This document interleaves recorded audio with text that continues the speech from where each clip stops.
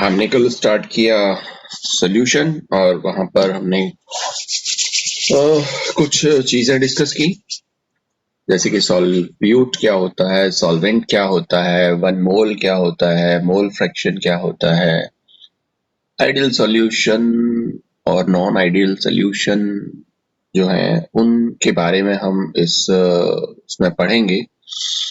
और बात करेंगे राउल्ट्स लॉ की, जो मैंने आप लोगों को राउल्ट्स लॉ बताया कि किसी भी सब्सटेंस का जो पार्शियल प्रेशर होता है, अगर कोई सॉल्यूशन अगर आप लें तो उसमें जो भी कंपोनेंट है, जैसे अगर ए और बी से मिलकर के बना हुआ कोई सॉल्यूशन है, सॉल्यूट और सॉल्वेंट से मिलकर के बना हुआ कोई भी अगर आपके पास में सॉल्यूशन है, तो हर कंपोनेंट मतलब जो सॉल्वेंट है वो और जो सॉल्यूट है वो, हर कंपोनेंट का जो पार्शियल प्रेशर है वो डायरेक्टली प्रोपोर्शनल होता है कि उसके कितने मोल फ्रैक्शंस उस सॉल्यूशन में प्रेजेंट है।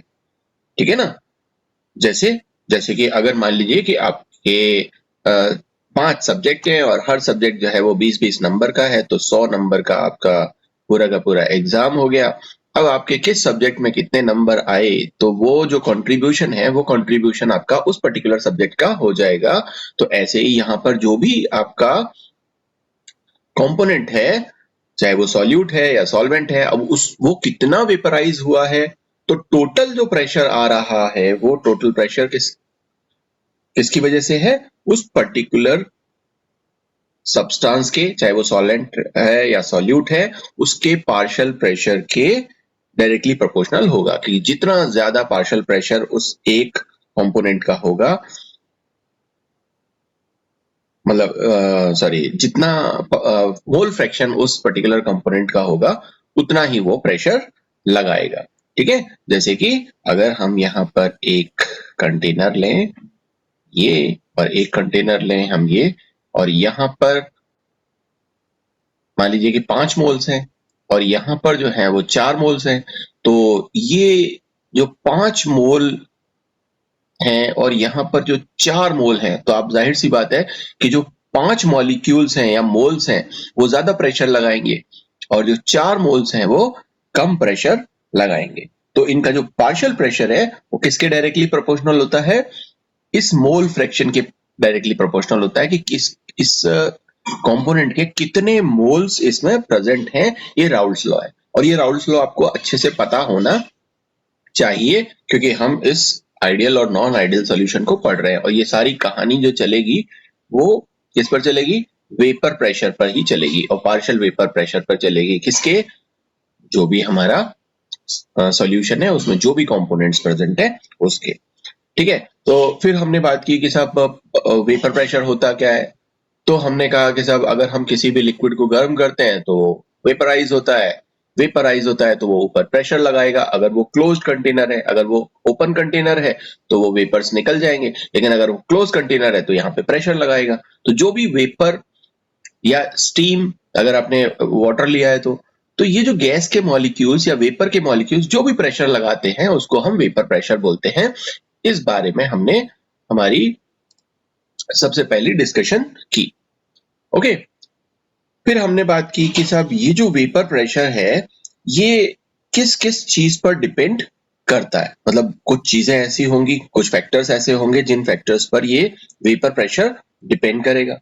तो वहां पर हमने देखा कि जो साइज है कंटेनर का उस पर ये डिपेंड नहीं करता। क्यों? क्योंकि हर मॉलिक्यूल, जैसा भी मॉलिक्यूल है वो सेम टाइप का प्रेशर लगाता है।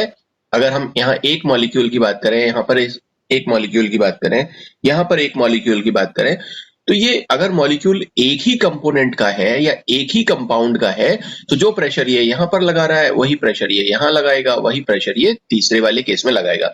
तो ना तो इसके साइज पर डिपेंड करता है ये पार्शियल प्रेशर, और ना ही किस पर डिपेंड करता, ना ही शेप पर डिपेंड करता कि हमने इसका शेप राउंड ले लिया, हमने इसका शेप रेक्टेंगुलर ले लिया या ट्रायंगल ले लिया, उस पर ये डिपेंड नहीं करता। तो साइज और शेप जो है कंटेनर का कैसा भी ले लो, जो भी वेपर प्रेशर रहने वाला है उस कंपोनेंट का वो क्या रहने वाला है, एक जैसा रहने वाला है। दूसरा हमने देखा कि टेम्परेचर पर जो है ये डिपेंड करता है। क्योंकि टेम्परेचर जितना ज्यादा अगर आप लोगे, क्योंकि टेम्परेचर अगर आप लेते जाओगे तो क्या होगा, एवोपरेशन ज्यादा होगा, क्योंकि मॉलिक्यूल्स जो है वो ज्यादा एनर्जी गेन कर लेंगे, और ज्यादा एनर्जी गेन करेंगे ज्यादा एवोपरेशन होगा, ज्यादा एवोपरेशन होगा तो ज्यादा वेपर मॉलिक्यूल्स होंगे, और ज्यादा गैसियस या वेपर मॉलिक्यूल्स होंगे तो वो ज्यादा प्रेशर लगाएंगे। तो टेम्परेचर पर भी ये डिपेंड करता था, ये बात हमने देखी। और जो तीसरी चीज थी वो हम देख रहे थे कि नेचर ऑफ सब्सटेंस पर ये डिपेंड करता है कि किस तरह का नेचर है उस सब्सटेंस का, ठीक है ना।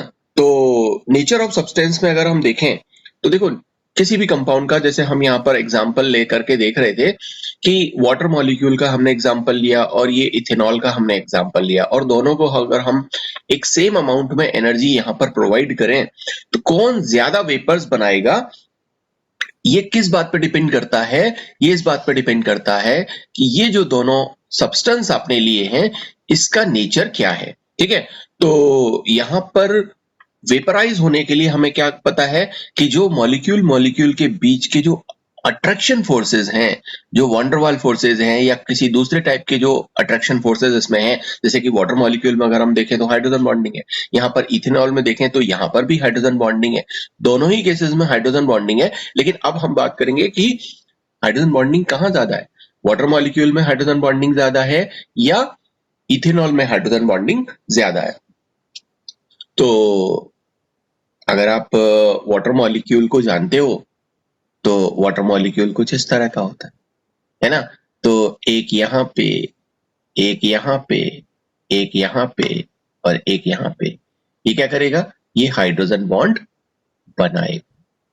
किसके साथ बनाएगा, जो पड़ोसी वाटर का मॉलिक्यूल है उसके साथ बनाएगा। तो टोटल कुल मिलाकर के यहाँ पर कितने हाइड्रोजन बॉन्डिंग हो रही हैं, यहाँ पर आपको देखने को मिलेगी 4 हाइड्रोजन बॉन्ड एक वाटर मॉलिक्यूल फॉर्म करता है,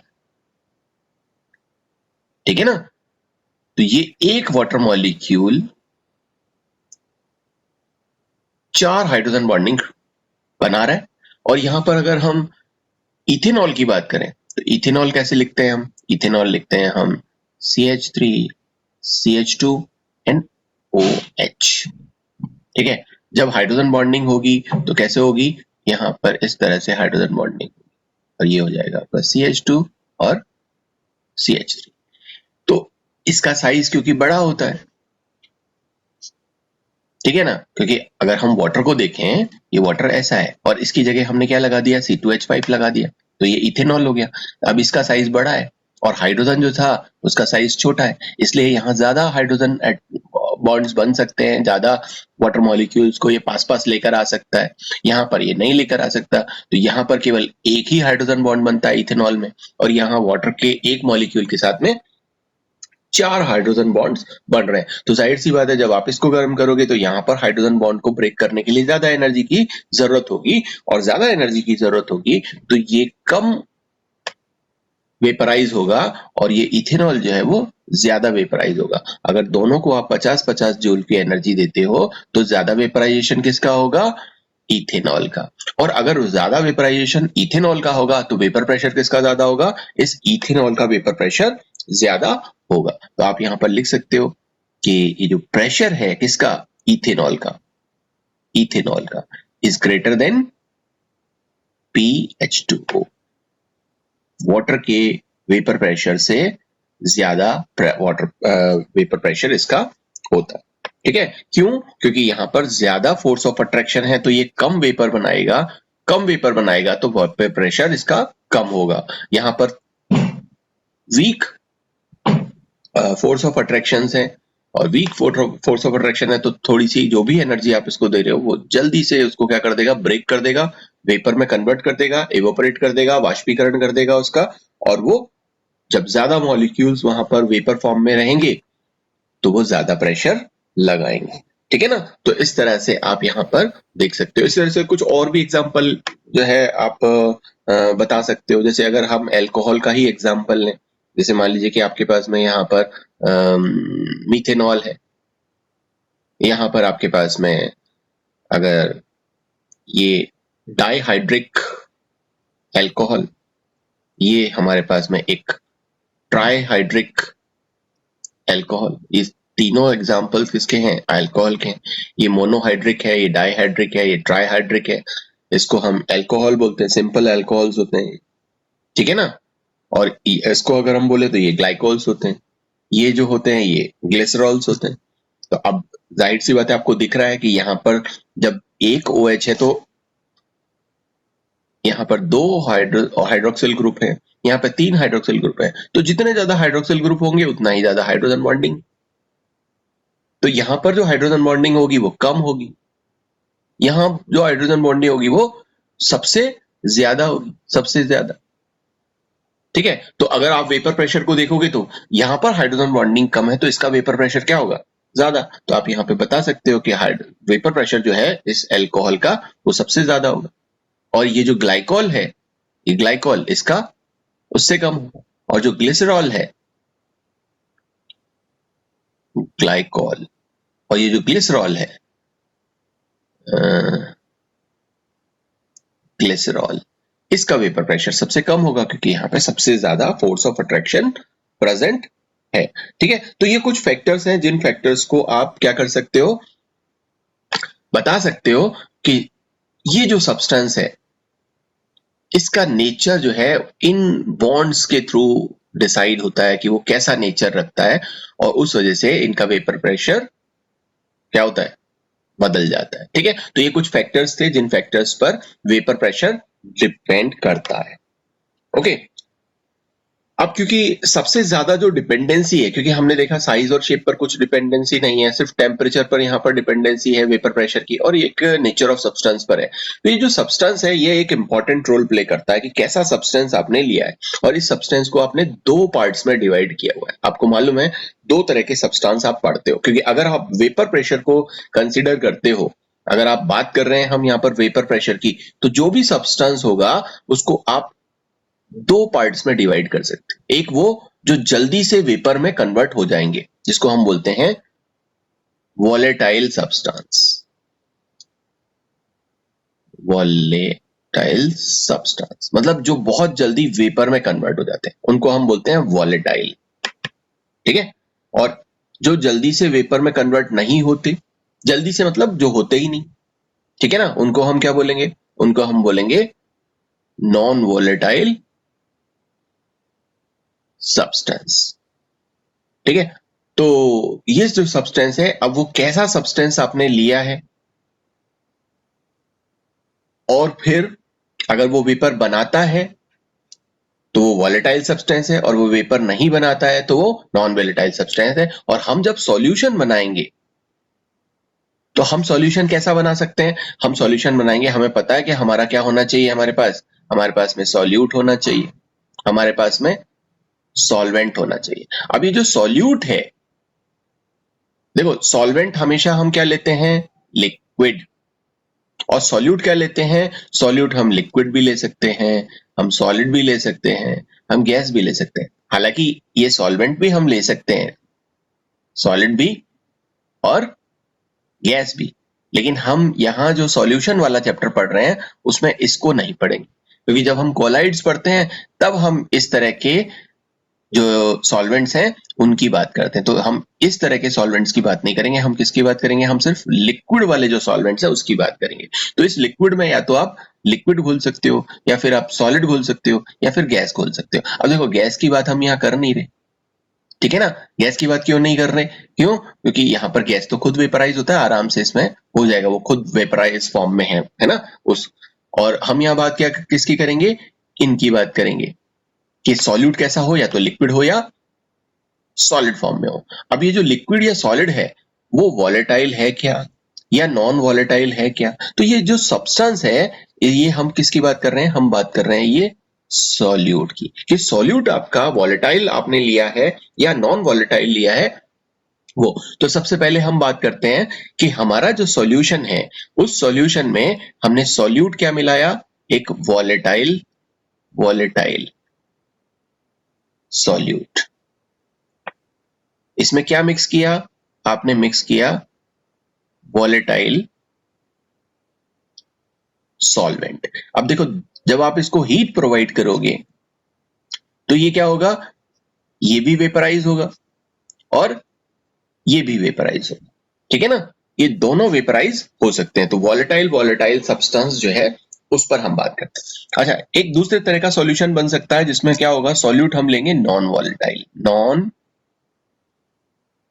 वॉलेटाइल सॉल्यूट, और इसको हम मिलाएंगे किसमें, इसको हम मिलाएंगे वॉलेटाइल सॉल्वेंट, ठीक है। और इसको क्या करेंगे, हम गर्म करेंगे। और एक हम ले सकते हैं कि नॉन वॉलेटाइल सॉल्यूट, और उसको हम किस में मिलाएंगे, नॉन वॉलेटाइल सॉल्वेंट। अब आप यहां पर इसको गर्म करोगे। अब आप एक बात सोचो कि ये भी वेपर नहीं बनाता और ये भी वेपर नहीं बनाता, क्योंकि दोनों नॉन वॉलेटाइल है ना। तो क्या ये इनका वेपर प्रेशर कुछ होगा? जब ये वेपर में ही कन्वर्ट नहीं होंगे तो किसी तरह का कोई वेपर प्रेशर नहीं लगाएंगे। तो हम इसको स्टडी नहीं करेंगे। हमारे जो दो सॉल्यूशंस हैं जिसमें हम वॉलेटाइल को वॉलेटाइल्स के साथ में और नॉन वॉलेटाइल को वॉलेटाइल के साथ में मिलाते हैं, ये दो जो हमारे सॉल्यूशंस बनेंगे उनको हम स्टडी करेंगे। अच्छा, यहां पर एक चीज और हो सकती है कि हमारा जो सॉल्यूट है वो वॉलेटाइल हो, वॉलेटाइल सॉल्यूट, और उसको हम किसके साथ में मिला दें, हम नॉन वॉलेटाइल सॉल्वेंट के साथ में मिला सकते हैं, है ना। कोई एक ऐसा होना चाहिए जो वेपराइज होता हो, दूसरा अगर नहीं हो रहा तो भी कोई बात नहीं है। लेकिन अगर यहां दोनों नहीं हो रहे इस वाले केस में, ठीक है ना, तो इस वाले केस में दोनों नॉन वॉलेटाइल है। ओके, तो या तो दोनों वॉलेटाइल होने चाहिए और या फिर दोनों कैसे होने चाहिए, एक वॉलेटाइल और दूसरा नॉन वॉलेटाइल होना चाहिए। तो इस तरह के सब्सटेंसेस हम लेंगे और उनको मिला करके एक सॉल्यूशन बनाएंगे और फिर देखेंगे कि राउल्ट्स लॉ को वो फॉलो करता है या नहीं करता है। अगर वो राउल्ट्स लॉ को फॉलो करेगा तो वो इट मींस हम बोलेंगे कि वो आइडियल सॉल्यूशन है, और अगर वो राउल्ट्स लॉ को फॉलो नहीं करता है तो हम बात करेंगे कि साहब वो नॉन आइडियल सॉल्यूशन है, जिसको आप रियल सॉल्यूशन बोलते हो, ठीक है। अच्छा, कुछ एग्जांपल्स में अगर आपसे बात करें कि साहब जो आपके वॉलेटाइल सब्सटेंसेस होते हैं, तो वो वॉलेटाइल सब्सटेंसेस कहां लिखा, ये लिखा। तो ये जो नॉन वॉलेटाइल सब्सटेंसेस होते हैं और वॉलेटाइल सब्सटेंसेस होते हैं, इनके अगर कुछ एग्जांपल्स हम देखें कि भाई कुछ एग्जांपल्स हमें मिल जाए, ताकि जब हम यहाँ पर कुछ सॉल्यूशन बनाएंगे तो आपको आसानी हो जाएगी कि हाँ साहब ये नॉन वॉलेटाइल सब्सटेंस होता है और ये वाला जो है ये नॉन वॉलेटाइल सब्सटेंस होता है। तो पहले वॉलेटाइल सब्सटेंस की बात करें। अब देखो, वेपराइज कौन हो सकता है? अगर हम वाटर की बात करें और इसको हीट दें तो क्या ये वेपराइज हो सकता है? बिल्कुल हो सकता है। इसका मतलब ये वेपराइज हो सकता है तो वॉलेटाइल है। इसी तरह से आप मिथेनॉल ले सकते हो, इसी तरह से आप इथेनॉल ले सकते हो, ले सकते हैं ना। आप बेंजीन ले सकते हो, आप फिनॉल ले सकते हो, आप टॉलुइन ले सकते हो, है ना। ये सारे के सारे एग्जाम्पल वो हैं कि आप इनको गर्म करोगे और ये किस में कन्वर्ट हो जाएंगे, वेपर में कन्वर्ट हो जाएंगे। तो इट मींस ये सारे के सारे एग्जाम्पल किसके हो जाएंगे, वॉलेटाइल के हो जाएंगे। और वॉलेटाइल में एक चीज और है कि जो वेपर प्रेशर है उसका वेपर प्रेशर कभी भी जीरो नहीं होगा, क्योंकि वो वेपर में कन्वर्ट होगा तो कुछ ना कुछ वेपर प्रेशर लगाएगा। तो ये जो सब्सटेंस होंगे वॉलेटाइल सब्सटेंस, इनका जो वेपर प्रेशर है, पार्शियल वेपर प्रेशर जिसको आप पी नॉट से रिप्रेजेंट कर रहे हो, वो कभी भी जीरो नहीं होता। और जो नॉन वॉलेटाइल सब्सटेंस है ये क्योंकि वेपर में कन्वर्ट होते नहीं है, इसलिए इनका जो वेपर प्रेशर है वो हमेशा क्या रहता है, जीरो रहता है, ठीक है ना। तो आप यहाँ पर वॉलेटाइल सब्सटेंसेस के लिए ये पार्शियल प्रेशर को जीरो नहीं बताओगे और नॉन वॉलेटाइल के लिए कहोगे कि साहब ये जो है ये वेपर में कन्वर्ट नहीं होते, इसलिए इनका पार्शियल प्रेशर जीरो होता है। अब क्या होता है, जैसे अगर आप ले लो चीनी, जिसको आप क्या बोलते हो, सुक्रोज। क्या चीनी को अगर आप गर्म करते हो, हीट प्रोवाइड करते हो, तो क्या वो वेपर में कन्वर्ट होती है? नहीं होती, नहीं होती ना। इस तरह से अगर आप यूरिया ले लो और उसको अगर आप गर्म करो तो क्या वो वेपर में कन्वर्ट होता है? नहीं होता। जैसे अगर आप ग्लूकोज ले लो और उसको अगर आप वेपर में कन्वर्ट करो तो क्या वो वेपर में कन्वर्ट होता है? नहीं होता, ठीक है। तो ये जो जितने भी ऑर्गेनिक एसिड्स और भी हैं, ये कुछ ऐसे हैं जो सब्सटेंस हीट प्रोवाइड करने पर वेपर में कन्वर्ट नहीं होते। तो ये एग्जांपल किसके हैं? ये एग्जांपल है आपके नॉन वॉलेटाइल सब्सटेंस के, जो वेपर में कन्वर्ट नहीं होते, जिनका पार्शियल वेपर प्रेशर जो है या वेपर प्रेशर जो है वो 0 होता है। और वॉलेटाइल सब्सटेंसेस वो होते हैं जिनका पार्शियल प्रेशर या पार्शियल वेपर प्रेशर क्या होता है? 0 नहीं होता, वो कुछ ना कुछ वेपर प्रेशर दिखाते हैं। ठीक है ना? सो अगर ये चीज अगर आप लोगों को समझ में आ जाती है, तो अब हम यहां पर बात करते हैं कि वॉलेटाइल अगर आप दो सब्सटेंस लो, ये सॉल्यूट भी आपका वॉलेटाइल लिक्विड है और सॉल्वेंट भी आपका वॉलेटाइल लिक्विड है, तो वो किस तरह से राउल्ट्स लॉ को फॉलो करेंगे और उसमें क्या होगा। ओके, तो हम यहां पर बात करते हैं वेपर प्रेशर ऑफ सॉल्यूशन। कैसे? Vapour pressure of solutions of volatile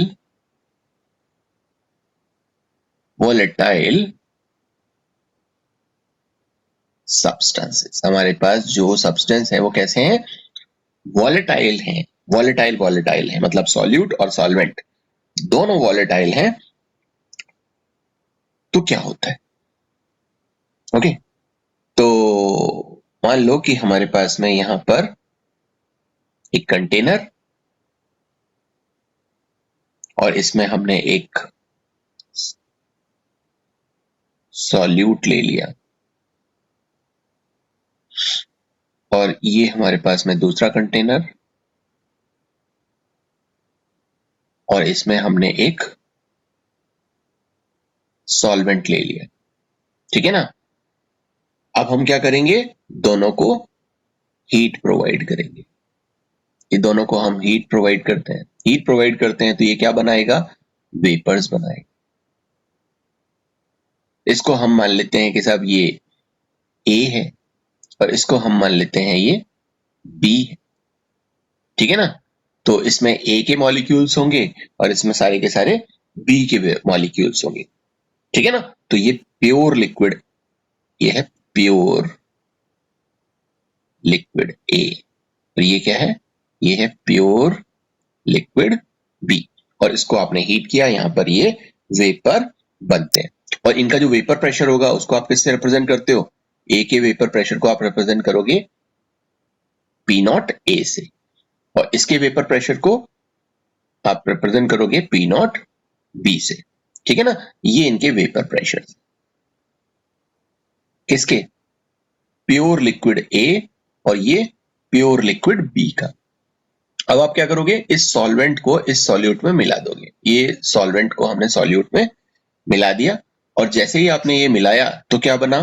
तो आपके पास में एक सॉल्यूशन बन करके आया और ये जो सॉल्यूशन होगा इसमें क्या होगा? इसमें ए भी होगा और बी भी होगा। दोनों जो हैं वो इसमें प्रेजेंट होंगे। क्लियर? ओके, तो अब होगा क्या? होगा ये कि जब आपने इनको गर्म किया है, ए को और बी को, इनकी वेपर्स को जब ये मिलाया है तो यहाँ पर वेपर्स फॉर्म होंगे ए के और बी के, दोनों के, जो मिक्स हो जाएंगे। ठीक है ना? तो ये जो ए है और ये जो बी है, इनके जो प्रेशर्स हैं, पार्शियल प्रेशर्स, उनको हम बोलेंगे पी ए और पी बी। ये पार्शियल प्रेशर्स हैं। ये क्या है? ये है पार्शियल प्रेशर, पार्शियल आंशिक वेपर प्रेशर पीपी, इसको वीपी ले लेते हैं। और ये जो है ये भी पार्शियल वेपर प्रेशर, किसका? बी का, ऑफ बी, और ए ऑफ ए। ठीक है? और फिर आप बोलोगे साहब ये क्या है? ये मैंने आपको बताया, ये जो प्रेशर है वेपर प्रेशर किसका? प्योर लिक्विड का। ठीक है ना? तो आप यहां पर इसको बता दोगे ये जो पीए है ये क्या है? ये है आपका vapour pressure of pure A और ये जो है ये क्या है, vapour pressure of pure B, ठीक है ना। तो अभी आप समझ गए, ये प्योर का है जब ये और कुछ नहीं है इसमें, ये केवल अकेला सॉल्यूट था जिसको हमने ए लिया लिक्विड, तो इसमें और कोई भी मटेरियल नहीं है, सिर्फ सारे के सारे किसके गैस के मॉलिक्यूल्स होंगे, ए के। तो वो जो प्रेशर लगाएंगे उसको हम पी नॉट ए से रिप्रेजेंट करेंगे। यहां पर बी हमने प्योर फॉर्म में लिया हुआ है, तो इसका वेपर प्रेशर क्या होगा, पी नॉट बी। और ये जो पी ए है ये क्या है, पार्शियल, मतलब इसका जो टोटल प्रेशर होगा, देखो इसका टोटल, इसका मान लीजिए कि 50 प्रेशर है, इसने 50 प्रेशर लगाया, तो टोटल मिला करके हमारा जो प्रेशर हो गया वो कितना हो गया, 100 हो गया, ठीक है ना। तो इसमें पीए का कितना है, मतलब ए मॉलिक्यूल का कितना है, उसको हम बोलेंगे पी ए। बी का कितना है, उसको हम बोलेंगे पी बी। क्लियर। अब आप बोलोगे साहब हमें तो पहले से मालूम है ना कि इसका 50 प्रेशर था, इसका 50 प्रेशर था, तो यहां पर पी ए और पी नॉट ए ये दोनों इक्वल हो गए, बिल्कुल हो गए। पी नॉट ए और पी ए ये दोनों इक्वल है, लेकिन हमेशा ऐसा नहीं होगा कि इनका पार्शियल प्रेशर बराबर रहे। क्यों, वो ऐसा इसलिए क्योंकि जब ये ए मॉलिक्यूल्स हैं यहाँ पे, ये ए और ए के बीच में क्या होगा, वंडरवाल फोर्सेस होंगे कुछ ना कुछ।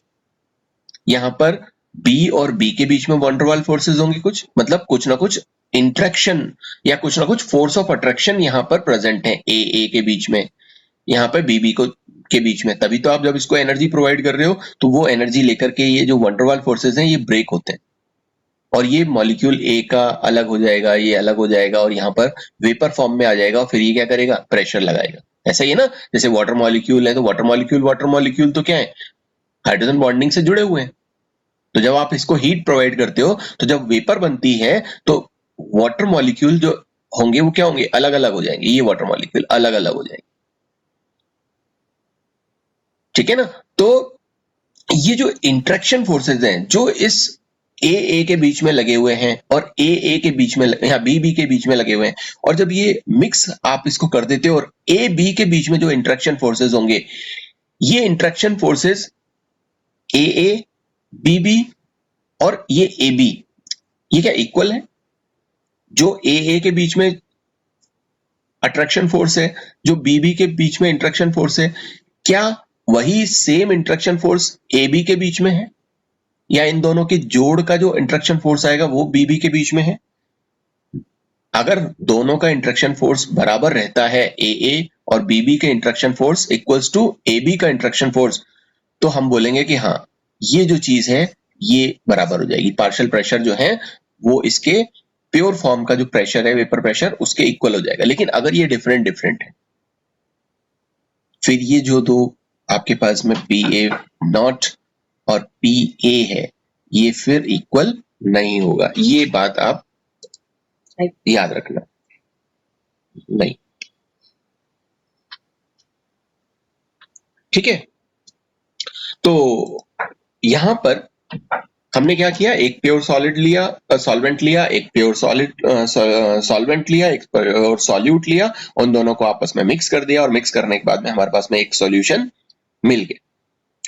तो इस सॉल्यूशन में अब यहाँ पर राउट्स लॉ हम यहाँ पर बता सकते हैं, कह सकते हैं कि ये जो सॉल्यूशन है हमारा, इसको मैं यहाँ पर दोबारा बना देता हूं कि ये जो हमारे पास में सॉल्यूशन है ए बी, जिसमें ए बी है और बी भी है, और इनके बीच का कुछ ना कुछ अट्रैक्शन फोर्स यहाँ पर है, तो ए की वजह से जो प्रेशर है, बी की वजह से जो प्रेशर है, इस सॉल्यूशन में इनका अलग अलग जो वेपर प्रेशर है वो डायरेक्टली प्रोपोर्शनल किसके है, कि इसके कितने मोल फ्रैक्शन प्रेजेंट हैं। ए के जितने मोल फ्रैक्शन प्रेजेंट होंगे, ठीक है ना, इसका पार्शियल प्रेशर जिसको आप पी ए बोलोगे, बी का पार्शियल प्रेशर जिसको आप पी बोलोगे, ये किसके डायरेक्टली प्रोपोर्शनल होगा, पी ए का जो पार्शियल प्रेशर है वो किसके प्रोपोर्शनल होगा, कि इस ए का कितना मोल फ्रैक्शन इस सॉल्यूशन में प्रेजेंट है। और ये जो पी बी है ये किसके डायरेक्टली प्रोपोर्शनल होगा, ये प्रोपोर्शनल होगा कि कितने मॉलिक्यूल्स इस बी के इस सॉल्यूशन में प्रेजेंट है, ठीक है ना। तो यही आपका क्या है, राउल्ट्स लॉ है कि in a solution the partial pressure of each component, चाहे वो ए हो या बी हो, it directly proportional to mole fraction of that component. इस कंपोनेंट का जो मोल फ्रैक्शन है उसके डायरेक्टली प्रोपोर्शनल ये होगा। ओके, देखो आपने वो पढ़ा है ना गैस लॉ, क्या है वो? पीवी इक्वल्स टू एनआरटी, यही है ना। ये एन क्या है? ये एन है नंबर ऑफ मोल्स, उस गैस के कितने नंबर ऑफ मोल्स आपने लिए हुए हैं, और ये क्या है? प्रेशर। तो ये नंबर ऑफ मोल्स जितने ज्यादा होंगे, आपको नहीं लगता कि ये प्रेशर जो है वो इस मोल्स के डायरेक्टली प्रोपोर्शनल? यही तो है ना इस रिलेशन में, जितने ज्यादा मॉलिक्यूल्स होंगे गैस के उतना ही प्रेशर वो लगाएंगे। तो यहां पर भी ए के जितने भी ज्यादा मॉलिक्यूल्स होंगे उसका प्रेशर क्या होगा? पीए। और यहां पर बी के जितने मॉलिक्यूल्स होंगे उसका प्रेशर क्या होगा? पीबी। ठीक है, इतनी बात समझ में आ गई। तो ये हमारे पास में कब की बात है? जब हम सॉल्यूशन बना रहे हैं। अब जब सॉल्यूशन आपका बन गया, ठीक है ना, तो हमारे पास क्या है? हमारे पास में ये दो इक्वेशंस हैं, एक इक्वेशन ये है और एक इक्वेशन ये है। और इस प्रोपोर्शनलिटी साइन को अगर हम हटाते हैं तो ये वैल्यू क्या आती है? पी ए इक्वल्स टू के जीटा ए, ठीक है ना। और इस पीबी के साथ में अगर हम हटाते हैं यहाँ पे तो ये वैल्यू क्या आती है? ये पीबी इक्वल्स टू के जीटा बी। अब ये जो के है इसका वैल्यू कितना है? इस के वैल्यू को अगर हम कंसीडर करें तो देखो हमने यहां पर सबसे पहले क्या बात कर रहे हैं? हम बात कर रहे हैं यहां पर प्योर ए की, ठीक है ना। तो ये हमारे पास जो है वो क्या है? वो प्योर ए है। और अगर हमारा जो सब्सटेंस है वो अगर प्योर ए है तो मोल फ्रैक्शन जो होगा वो क्या होगा? 1। और जो जीटा बी है वो यहां पर क्या होगा? 0। क्योंकि हमने क्या पढ़ा है? हमने पढ़ा है कि mole fraction of A plus mole fraction of B equals to 1 होता है, ठीक है ना। तो अगर मैं इसको 0 मान लूं तो ये जो जीटा ए है ये किसके बराबर हो जाएगा? 1 के। और ये किसके बराबर हो जाएगा? 0 के, ठीक है। सो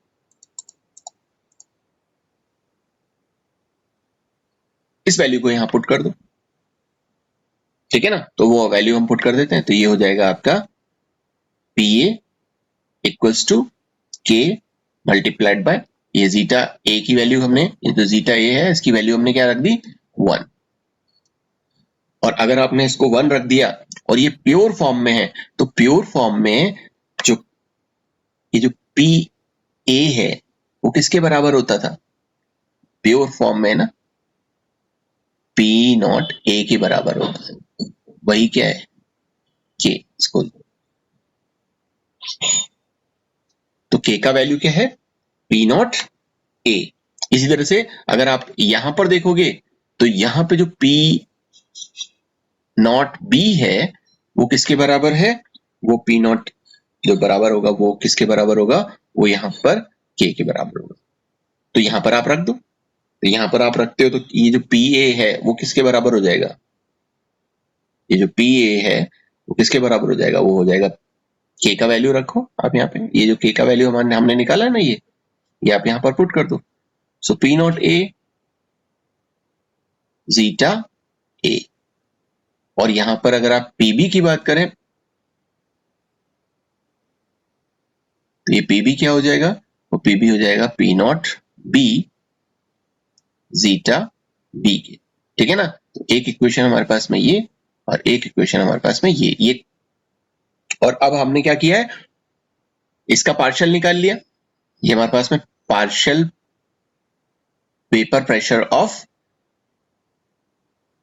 सब्सटेंस ए और ये हमारे पास में partial vapour pressure of substance B.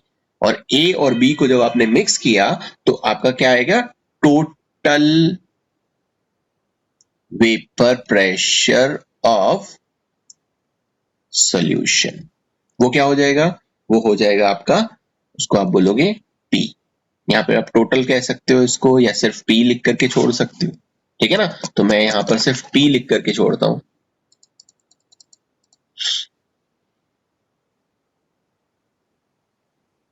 वो किसके बराबर होता है? वो होता है partial pressure of A plus partial pressure of B के, और यहाँ पर पी ए और पी बी इन दोनों की वैल्यू को पुट कर दो। तो पी ए पी बी की वैल्यू को पुट करेंगे तो क्या आएगा, पी ए की वैल्यू थी P naught A zeta A plus P B की वैल्यू क्या थी, P naught B zeta B. ये हमारे पास में आ गया total vapour pressure of solution. Okay, तो ये कुछ कुछ डाल्टन के लॉ से मिलता है जब आपने आइडियल गैसेस पढ़ी हैं, क्योंकि देखो हम यहाँ वेपर प्रेशर की बात कर रहे हैं, वेपर का मतलब है गैस, और डाल्टन का पार्शियल प्रेशर लॉ क्या था, डाल्टन का पार्शियल प्रेशर लॉ भी यही था कि किसी भी गैस का जो टोटल प्रेशर है वो उनके इंडिविजुअल पार्शियल प्रेशर के बराबर होता है। जैसे अगर मान लीजिए कि अगर आपके पास में कोई एक कंटेनर है और इसमें बहुत सारी टाइप की गैसेस भरी हुई हैं, ए बी गैस है, ये बी टाइप की गैस है, सी टाइप की गैस है, डी टाइप की, ई टाइप की, एफ टाइप की, बहुत सारे टाइप की यहाँ पर गैसेस इस कंटेनर में प्रेजेंट है। तो इसका जो टोटल प्रेशर होगा, इस कंटेनर का जो टोटल प्रेशर है वो किसके बराबर होगा, ए के, बी के, सी के, डी के, ई और एफ, इन सब के पार्शियल प्रेशर के बराबर होगा। तो partial pressure of A plus partial pressure of B plus partial pressure of C plus partial pressure of D, इसी तरह से पार्शियल प्रेशर ऑफ ई और फिर पार्शियल प्रेशर ऑफ एफ, ये टोटल प्रेशर, यही डाल्टन्स का लॉ है। तो यहां पर जो वेपर प्रेशर है सॉल्यूशन का, सॉल्यूशन में, वो भी वही है जो डाल्टन ने अपनी बात बताई थी। ठीक है, अब यहां पर एक चीज रह गई, ये जो वैल्यू आ रही है, ये मैंने आपको कल हालांकि बताई थी, मोल फ्रैक्शन ऑफ ए और मोल फ्रैक्शन ऑफ बी, ये निकालना, ठीक है ना। अब तो आप यहां पर बता सकते हो मोल फ्रैक्शन ऑफ, अगर ए आपको निकालना है तो क्या है कि साहब उसके कितने नंबर ऑफ मोल्स प्रेजेंट है, और टोटल जो सॉल्यूशन है उसमें टोटल नंबर ऑफ मोल्स कितने हैं, तो ए के और बी के, और उसको आपने देख लिया यहाँ पे। और इसी तरह से अगर आपको बी के मोल फ्रैक्शन निकालने हैं तो बी के कितने मोल्स प्रेजेंट है और टोटल कितने मोल्स प्रेजेंट है, इससे आप ये निकाल सकते हो। तो आप यहाँ पर ये जो जीटा ए और जीटा बी हमने इस इक्वेशन 3 में लिया हुआ है, यहां पर आप जीटा ए और जीटा बी की वैल्यू पुट कर सकते हो, ठीक है ना। ये सारी की सारी टर्म तो आपको समझ में आ ही रही होंगी। ये क्या है, ये टोटल वेपर प्रेशर है। पी नॉट ए क्या है, ये वेपर प्रेशर है किसका, प्योर ए का। ये क्या है, टोटल प्रेशर प्योर बी का। और ये जो जीटा ए जीटा बी है, ये क्या है, ये जीटा ए जीटा बी आपके मोल फ्रैक्शन ऑफ ए और ये मोल फ्रैक्शन ऑफ बी, ठीक है। तो मेरी बात समझ में आ गई आप लोगों को कि अगर हमने दो क्या लिए हैं, वॉलेटाइल सब्सटेंस लिए, और उन दो वॉलेटाइल सब्सटेंसेस को मिला करके हमने एक सॉल्यूशन बनाया, तो उसका जो टोटल वेपर प्रेशर है सॉल्यूशन का, वो आप इस इक्वेशन से निकाल सकते हो। क्लियर। अभी हम बात करेंगे कि इसका अगर आप एक ग्राफ बनाना चाहो, है ना, ग्राफिकली हम किस तरह से इसको रिप्रेजेंट करें, तो हम यहां पर एक ग्राफ बना करके देखते हैं कि ग्राफ कैसा रहेगा इसका।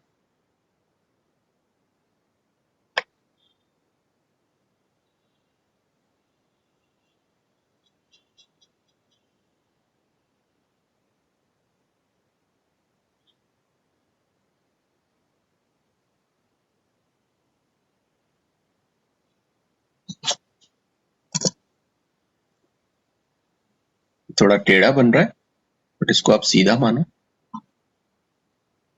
इस तरह से। तो ये जो है आपका ये वाला एक्सिस, यहां चलेगा आपके मोल फ्रैक्शंस, मोल फ्रैक्शन, जिसको आप कंपोजिशन भी बोल सकते हो कि वो किस किस से मिलकर के बना हुआ है ना, कंपोजिशन, ब्रैकेट आप लिख दो। और ये जो आपका एक्सिस है ये चलेगा आपका वेपर प्रेशर, ठीक है। या पार्शियल प्रेशर। शुरू में हम ऐसा मानते हैं कि इधर है एक प्योर लिक्विड ए और यहां पर हमारे पास में है एक प्योर लिक्विड बी। अब आपका ये सॉल्यूट मान लो, इसको आप सॉल्वेंट मान लो। तो ये अगर प्योर ए है तो इसका मोल फ्रैक्शन कितना हो जाएगा? मोल फ्रैक्शन ले रहे हैं ना इसमें हम, तो ये मोल फ्रैक्शन इसका कितना हो जाएगा? 1। और जीटा बी, बी का मोल फ्रैक्शन यहां पर क्या हो जाएगा? 0। और अगर यहां पर हमने ये प्योर बी लिया है तो यहां पर जो जीटा बी है वो क्या हो जाएगा? 1। और ये जो जीटा ए है वो क्या हो जाएगा? 0। क्लियर? तो हम अब क्या करते हैं, हमें मालूम है कि यहां पर हमारे पास में क्या है? प्योर ए है।